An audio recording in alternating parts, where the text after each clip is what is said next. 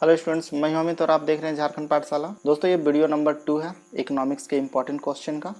तो पहले का वीडियो देखने के लिए आप ऊपर के आई बटन पर प्रेस कीजिए या फिर आप चैनल लिस्ट में जाकर के इसे देख सकते हैं। चैनल लिस्ट का नाम है इकोनॉमिक्स 12 क्वेश्चन सीरीज। तो चलिए आज का वीडियो शुरू करते हैं।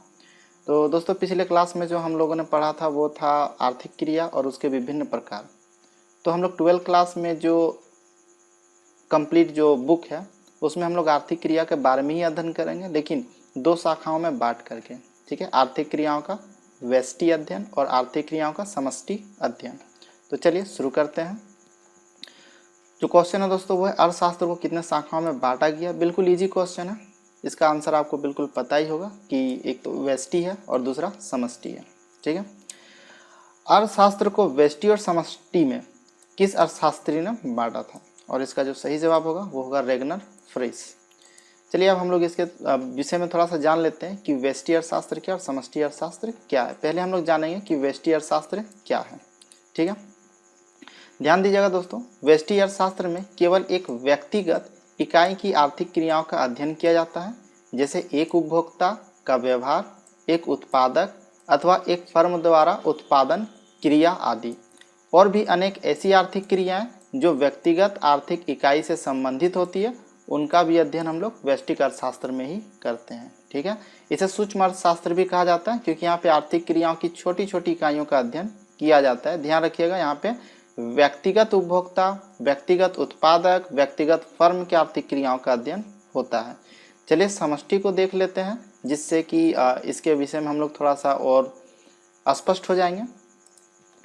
तो समष्टि अर्थशास्त्र क्या है। समष्टि अर्थशास्त्र संपूर्ण अर्थव्यवस्था के स्तर पर आर्थिक क्रियाओं का अध्ययन कराता है, जैसे राष्ट्रीय आय, राष्ट्रीय बचत, राष्ट्रीय विनियोग यानी राष्ट्रीय निवेश। ठीक है, कुल रोजगार, कुल उत्पादन, सामान्य कीमत स्तर आदि का अध्ययन इसके अंतर्गत किया जाता है।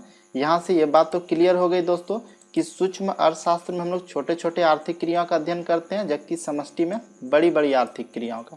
जैसे राष्ट्रीय आय की बात जब हम लोग कर रहे हैं तो ये किसी व्यक्तिगत यानी किसी व्यक्ति की आय की बात नहीं कर रहे हैं, बल्कि एक राष्ट्र के समस्त व्यक्तियों की आय की बात की जा रही है। ठीक है, तो इससे क्लियर हो गया कि व्यष्टि अर्थशास्त्र में हम लोग छोटे छोटे आर्थिक क्रियाओं का अध्ययन करते हैं, जबकि समष्टि अर्थशास्त्र में समस्त अर्थव्यवस्था के स्तर पर आर्थिक क्रियाओं का अध्ययन किया जाता है।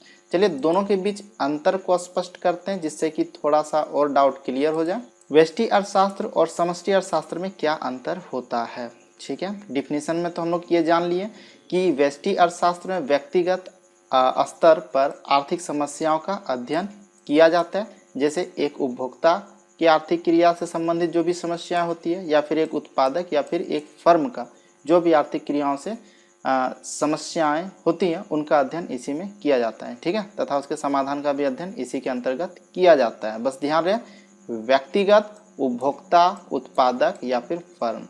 ठीक है, जबकि समष्टि अर्थशास्त्र में क्या करते हैं, संपूर्ण अर्थव्यवस्था की आर्थिक क्रियाओं का अध्ययन होता है, जैसे राष्ट्रीय आय, कुल उपभोग, सामान्य कीमत स्तर इत्यादि। जो व्यष्टि अर्थशास्त्र है उसमें व्यक्ति और व्यक्ति के व्यवहार का अध्ययन होता है, जबकि समष्टि अर्थशास्त्र में समाज और समाज के व्यवहार का अध्ययन किया जाता है।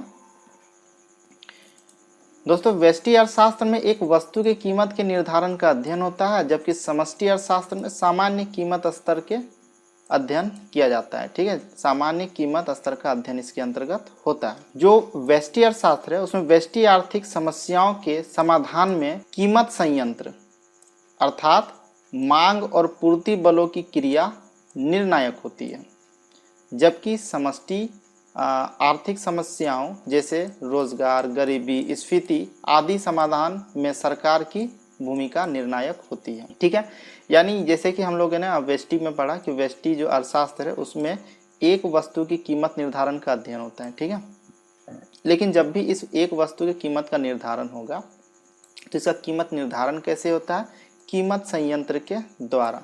ठीक है, यानी उस वस्तु को एक कीमत दी जाती है, यह वह कीमत होती है जिसमें एक जो उपभोक्ता होता है वो खरीदने के लिए तैयार होता है, तथा बेचने वाला भी उसे बेचने के लिए उसी कीमत पर तैयार होता है। ठीक है, तो इस तरह से जो होता है किसी भी वस्तु का कीमत निर्धारण होता है व्यष्टि अर्थशास्त्र में, यानी किसी भी एक वस्तु का कीमत निर्धारण में कीमत संयंत्र जो होती है वो निर्णायक होती है।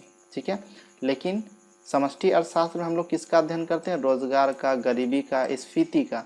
ठीक है, और इन सब की समस्याओं का निपटान कैसे होता है? तो इसमें सरकार की जो निर्णय होती है, ठीक है, सरकार की जो भूमिका होती है वही निर्णायक होती है। ठीक है, आज का वीडियो समाप्त हुआ दोस्तों, अगला वीडियो जरूर देखिएगा। ठीक है, और पीछे का वीडियो देखने के लिए आप चैनल लिस्ट में जाकर के देखिएगा या ऊपर के आई बटन में क्लिक करके भी आप इसे देख सकते हैं। चलिए नया वीडियो के साथ फिर मिलते हैं, धन्यवाद।